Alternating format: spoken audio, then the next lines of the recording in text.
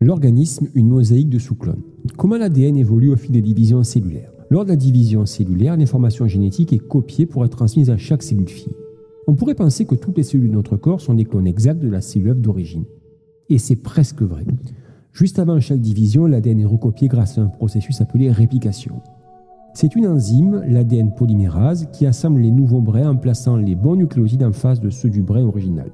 Résultat, chaque chromosome est dupliqué. Ensuite, lors de la mitose, ces chromosomes dupliqués sont séparés en deux pour que chaque cellule fille reçoive une copie complète de l'ADN. On dit que la réplication est semi-conservative car chaque nouvelle molécule contient un ancien brin et un brin tout neuf. Ce système est très efficace et permet de préserver l'information génétique au fil des divisions.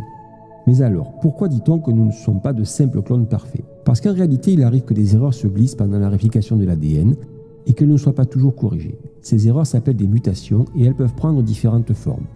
Une substitution où un nucléotide est remplacé par un autre, une insertion où un ou plusieurs nucléotides sont ajoutés en trop, ou une délétion où un ou plusieurs nucléotides sont oubliés. Une fois apparue, une mutation est transmise à toutes les cellules filles issues de la cellule dans laquelle elle s'est produite. Cela forme un groupe de cellules légèrement différentes que l'on appelle un sous-clone.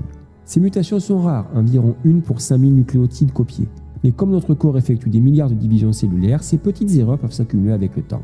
Certaines mutations peuvent même favoriser l'apparition de maladies, notamment le cancer. Par exemple, le gène TP53, qui code pour la protéine P53, joue un rôle clé dans la surveillance des erreurs.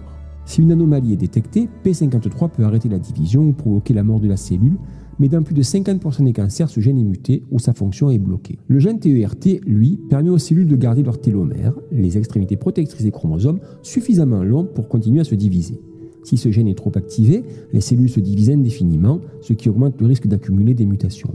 En résumé, même si toutes nos cellules viennent de la même cellule d'origine, nous ne sommes pas des clones parfaits.